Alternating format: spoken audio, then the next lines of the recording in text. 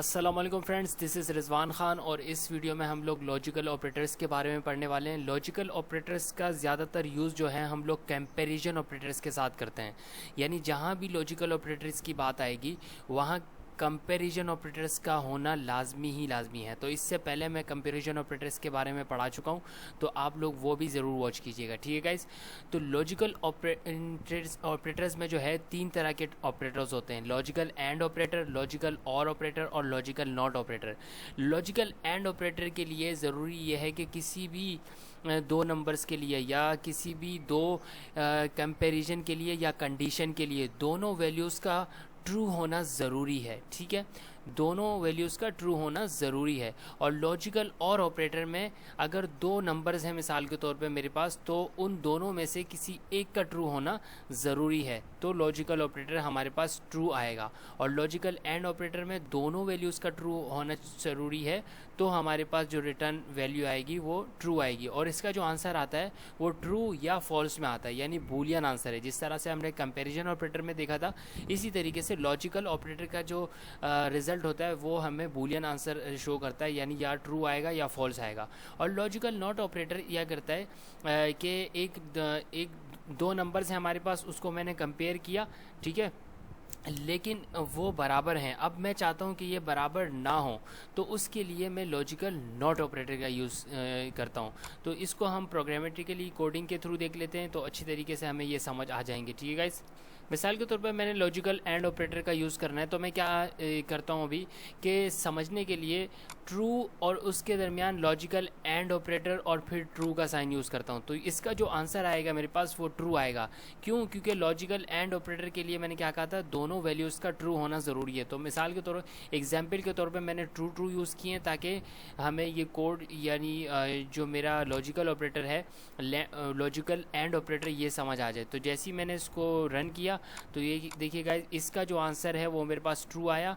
और दूसरे केस में मैंने क्या लिखा, true and operator, logical and operator और फॉल्स। तो इस केस में एक ट्रू है और दूसरा फॉल्स है, तो इस तरह से मेरे पास इसका जो आंसर है फॉल्स आया। ये तो बिल्कुल एक सिंपल सी मिसाल है। हम एक और मिसाल देखते हैं कि हम किस तरह से लॉजिकल एंड ऑपरेटर को यूज़ कर सकते हैं। मिसाल के तौर पे मेरे पास दो वेरिएबल्स हैं, let h is equal to 12 करके, ओके गाइज, और दूसरा है let minute is equal to 30। यानी एक वेरिएबल है h के नाम का और दूसरे वेरिएबल है मिनट के नाम का। अब इसके दरमियान अगर मैं एंड ऑपरेटर का यूज़ करता हूँ, तो इन दोनों के लिए कंडीशन क्या है कि इन दोनों के लिए कंडीशन का होना ट्रू होना ज़रूरी है, दोनों का ट्रू होना ज़रूरी है। तो मैं क्या लिखूँगा, h is equal to 12 and minute is equal to 30। तो इन दोनों में जो कंडीशन है वो क्या है, ट्रू है। क्यों? क्योंकि h बराबर है भाई 12 के। कंपैरिजन ऑपरेटर इसके अंदर यूज़ कर रहे हैं, तो h इज़ इक्वल टू 12 और मिनट इज़ इक्वल टू 30। तो क्या है, इस वक्त मैंने h की जो वैल्यू रखी है वो 12 रखी है और मिनट की वैल्यू 30 रखी है। तो इन दोनों के इस एंड ऑपरेटर्स के लेफ़्ट साइड और राइट साइड मैंने कंपैरिजन ऑपरेटर्स का यूज़ किया है, और मैंने ये कहा है कि h जो है वो बराबर है 12 के और मिनट बराबर है 30 के। तो हमें एक अलर्ट शो करा दो, द टाइम इज़ 12:30।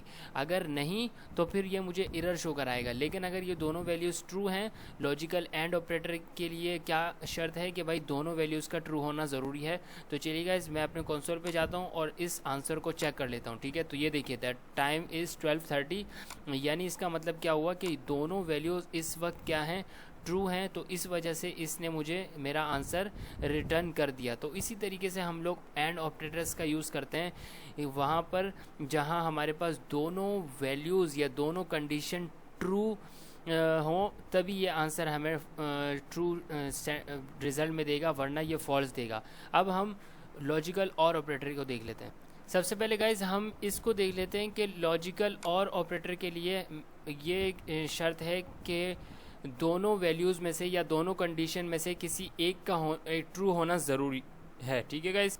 तो मैं अपने कंसोल पे जाता हूँ और ये वाली जो वैल्यू है ये तो दोनों ही ट्रू हैं, तो जाहिर सी बात है इसकी जो वैल्यू आंसर आएगा, इसका जो रिज़ल्ट आएगा वो ट्रू आएगा। लेकिन इस केस में मैंने ट्रू लिखा और इनके दरमियान जो है लॉजिकल और ऑपरेटर यूज़ किया हुआ है और फिर फॉल्स लिखा है इस तरीके से। तो इसके दरमियान इस और ऑपरेटर के लेफ़्ट साइड एक ट्रू वैल्यू है और एक फॉल्स वैल्यू है। तो चलिए गाइस मैं इसको चेक करता हूँ और अपने इसको फ़िलहाल मैं ओके कर देता हूँ।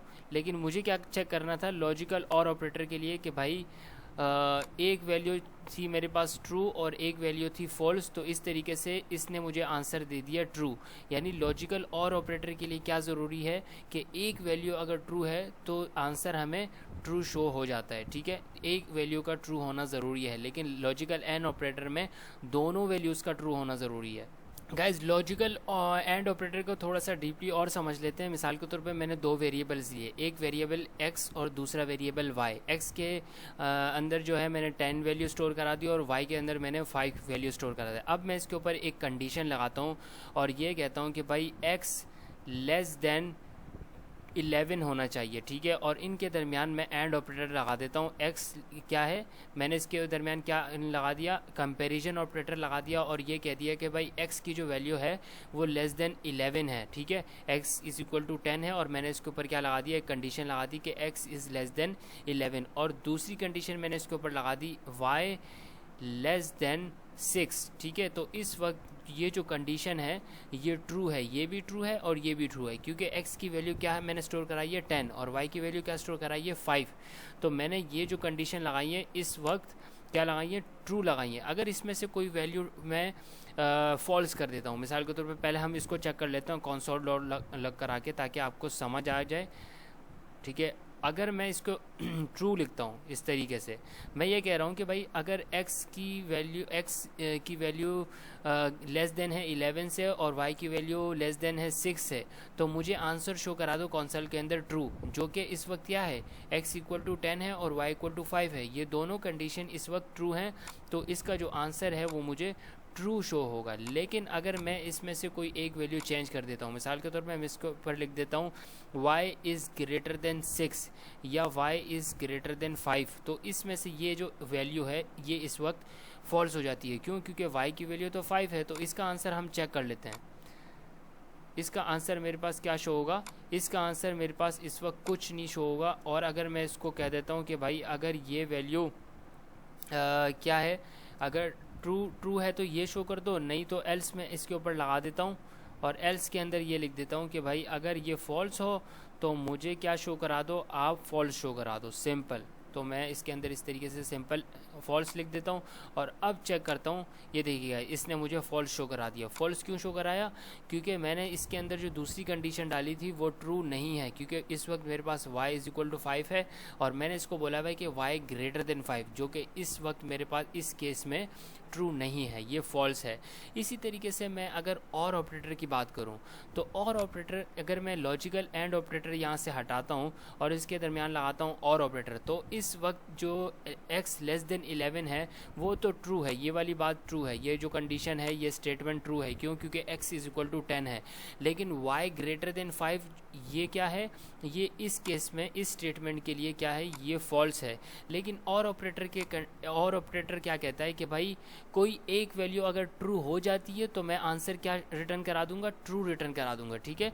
और लॉजिकल ऑपरेटर के लिए ये शर्त है कि एक वैल्यू का ट्रू होना ज़रूरी है।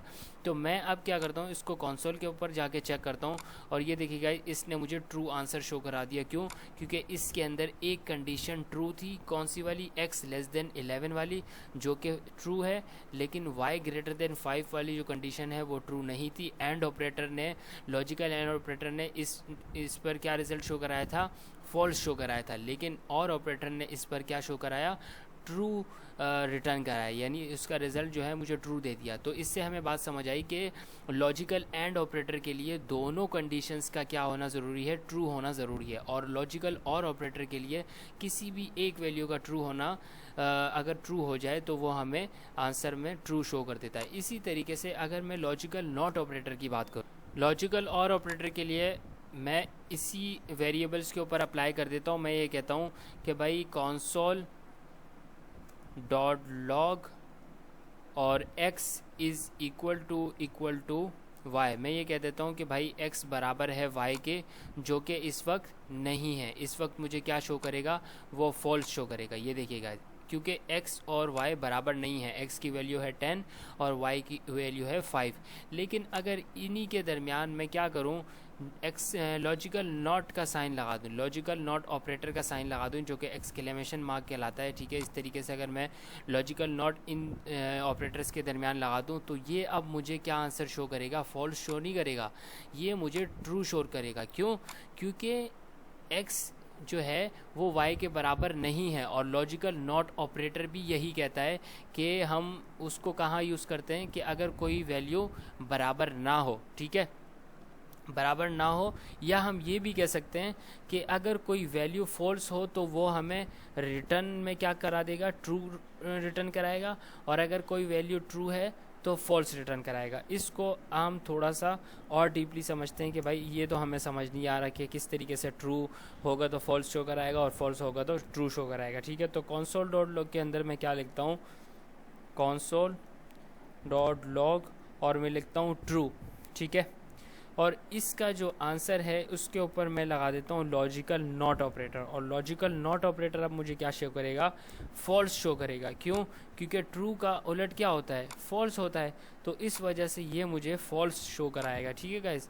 लॉजिकल नॉट ऑपरेटर आपको समझ आया कि अगर ट्रू के ऊपर मैं लॉजिकल नॉट ऑपरेटर लगा दूँ तो वो मुझे आंसर में फॉल्स शो कराएगा, और इसी तरीके से अगर मैं फॉल्स के ऊपर लॉजिकल नॉट ऑपरेटर लगा दूं तो वो मुझे ट्रू आंसर शो करेगा, ठीक है।